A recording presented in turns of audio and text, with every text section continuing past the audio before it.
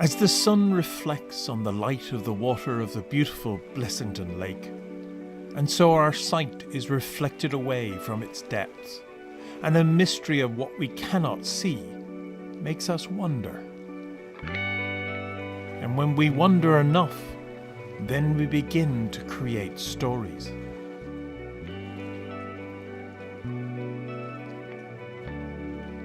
In a culture alive with legends, it was only a matter of time before Blessington Lake, a man-made reservoir coming up to only 80 years old, would begin to have its own myth.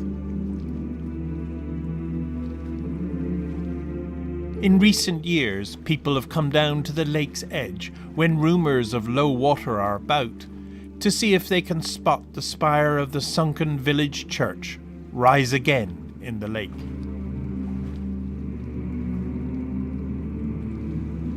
I have yet to hear anybody who said that they've seen it, but they've said they know somebody who's seen it. It is a romantic notion that appeals to the Irish psyche that somehow the village church defies the ignominy of its drowning and rebel-like rises again. Of course, people will tell you there was a church spire under it and there was a dance hall, and they'd nearly tell you there was a cyber cafe under it, but there was nothing flooded, only farmhouses. We know categorically that there was never a church site from any period, in fact, that's in the area that is now flooded by the reservoir. Plenty of churches around the now lake, but there was never a church in that area. The reservoir was only created, in fact, in 1940, so it's very, very modern. So we have mapping that goes back for 100 years before that. In fact, we even have aerial photography from 1939 of the whole area that was flooded.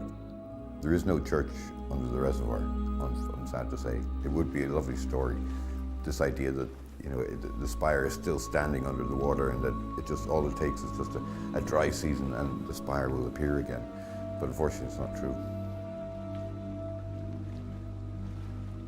Even though all the experts with all their knowledge can tell you it does not exist, still, next year, there will be someone standing on the edge of this beautiful man-made resource of the River Liffey and take out their binoculars and search for the hidden spire that signals to them the indomitable spirit of Blessington Lake's Sunken Church.